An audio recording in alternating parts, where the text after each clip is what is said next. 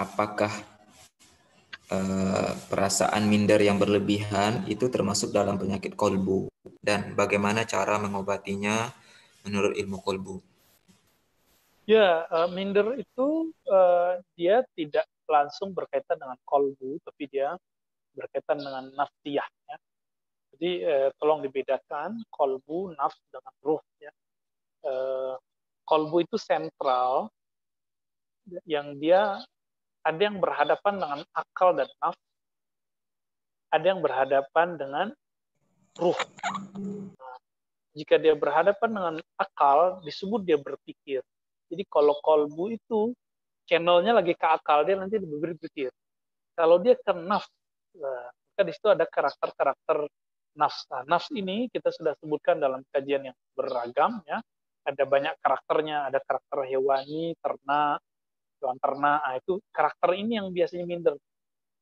Ada yang kelebihan nih, kepedean. Nah, itu karakter hewan buas. Ada karakter bulus, suka nipu orang. Nah, itu kata syaitan. Ya. Ada karakter malakut, ya, malakiyah, karakter malaikat yang suci. Ya. Kita yang mana nih? Tinggal dicek. Kita yang mana? Kalau memang ada pada nafsiyah tadi, jadi ada sisi hewani dalam diri kita yang membuat kita kemudian tidak pede, minder, maka itu bisa dilatih. Itu bisa dilatih. Contoh, ya. Ini sederhana aja ya. Mohon maaf, lagi ada pesawat.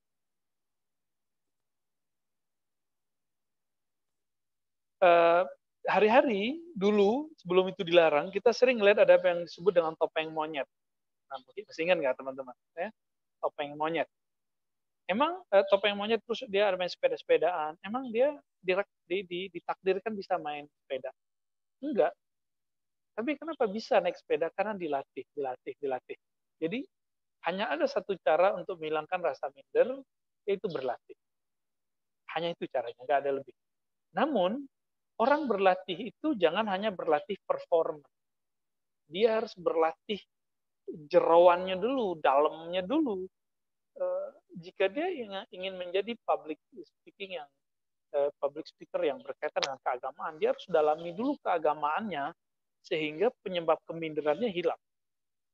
Jika dia berkaitan dengan bisnis, maka dia perbaiki dulu ilmu manajemennya segala macamnya, bla bla bla, ya baru kemudian dia maju. Jika tidak, penyakit minder ini akan berketerusan. Jadi kalau Imam Ghazali ini meminjam orang-orang kedokteran, penyakit-penyakit kolbu dan nafsiyah ini biasanya diobati lewat diagnosa sebab. Apa sebabnya? Pangkas sebabnya. Jika sebab minder adalah karena kurang pengetahuan, maka push dulu pengetahuannya. Jika mindernya karena dia tidak biasa berbicara, maka latihlah berbicara. Jika mindernya karena dia malu, ya, maka kita gali di bagian mana dia berani. Kira-kira seperti itu ya. Jangan dikira saya berceramah begini itu juga langsung jadi, enggak. Ya. Kita ngajinya lama dulu baru bisa ceramah. Karena setelah khawatir ini kok orang begini ngomong, padahal hadisnya tidak sahih. Lalu kita berani berbicara. Lama-kelamaan jadi pede, lama-kelamaan kemudian menjadi jalannya. Dulu-dulu kita kalau ditanya orang nggak pernah mau jawab, takut gemeteran. Ya.